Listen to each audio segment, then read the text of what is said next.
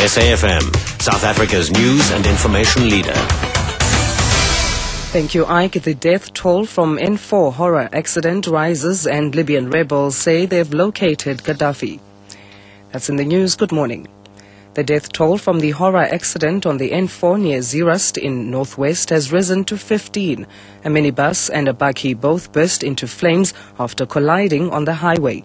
The bakkie is reported to have plunged into the minibus after a tire burst. The victims include 10 teachers who were traveling in the minibus. Fire and Emergency Services Ziwele Zinzi says 14 of the victims burned to death inside the two vehicles, while another died on the way to hospital. We managed to identify 4 diseases burned beyond recognition in the bakkie, and then in the Kumbi we managed to identify about 10 also burned beyond recognition in the Kumbi. An analyst is disputing the annual crime statistics released yesterday, saying they are not a reflection of the true crime situation in South Africa. Gareth Newman is a crime analyst at the Institute of Security Studies. He says the statistics are only used to tell whether the crime problem is getting worse or better, rather than show the size of the problem.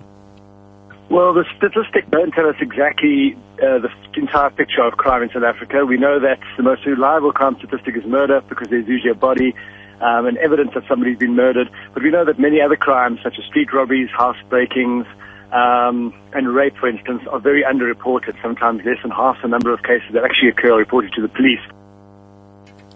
National Police Commissioner Bheki Cele says the reduction in serious crime suggested by these statistics can be attributed to community involvement. General Cele says structures as community policing forums have played a major role. Thank the communities that have become the part of policing, the kind of assistance they give to the police in terms of information and working together, and many other structures and the communities working together. I think it's an effort of all those responsible working towards the better South Africa.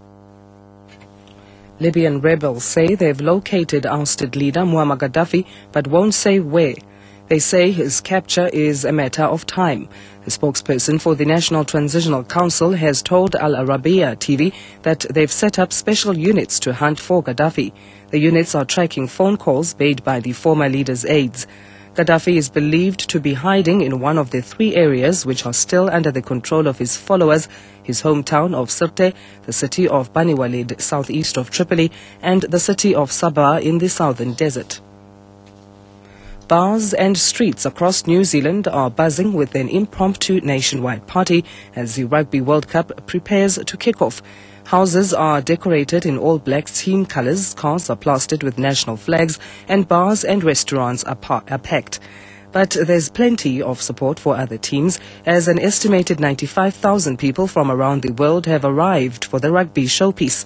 The opening ceremony is underway at Eden Park in Auckland. The stadium's bursting with a capacity crowd of 60,000. SABC2 is carrying the Rugby World Cup opening ceremony live. And our top story again, the death toll from the horror accident on the N4 near Zeerust in northwest has risen to 15.